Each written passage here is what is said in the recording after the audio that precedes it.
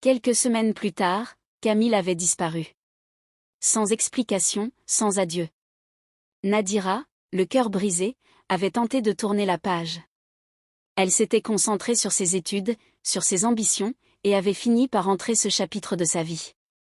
Mais une partie d'elle n'avait jamais oublié cette nuit-là. Les années étaient passées, et Nadira avait bâti sa vie. Elle avait fini par effacer Camille de sa mémoire consciencieuse. Mais comme le dit un proverbe africain, l'ombre d'un arbre tombé reste visible au sol longtemps après sa chute. Ce qu'elle ne savait pas, c'est que cette erreur du passé n'était pas vraiment derrière elle. Elle allait bientôt revenir, d'une manière qu'elle n'aurait jamais pu anticiper. Si vous êtes nouveau sur cette chaîne, nous vous souhaitons la bienvenue. N'oubliez pas d'activer la cloche de notification et de vous abonner à la chaîne pour ne rien rater de nos prochaines histoires. Dans un petit village du nord au Nigeria niché entre des collines verdoyantes nommées Makio, vivait une jeune fille dont le nom faisait vibrer les cœurs, Nadira. Ce nom, prononcé avec douceur par les anciens du village, signifiait rare ou précieuse, et il lui allait comme un pagne neuf cousu sur mesure. Nadira n'était pas seulement une fille, elle était une étoile dans la nuit, une source de lumière pour sa communauté. Elle était de ces enfants que l'on admire sans réserve.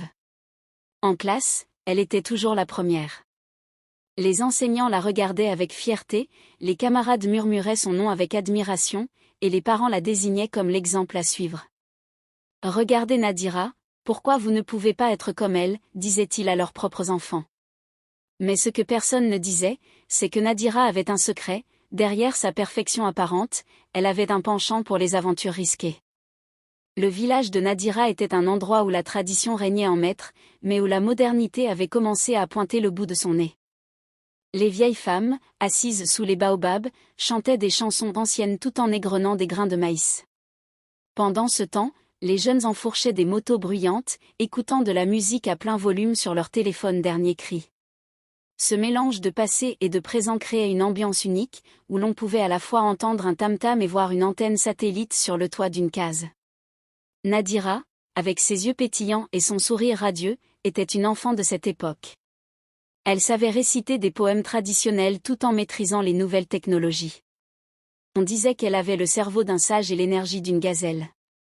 Dans les concours scolaires, elle brillait comme le soleil de midi. Dans les cérémonies de danse, elle était la reine incontestée. Mais, comme le dit un proverbe africain, même l'eau la plus pure peut cacher des caïmans. Nadira avait une curiosité insatiable qui l'amenait parfois à franchir des limites invisibles. À l'âge de 17 ans, cette soif de découverte l'a poussée à prendre une décision qui, bien que banale,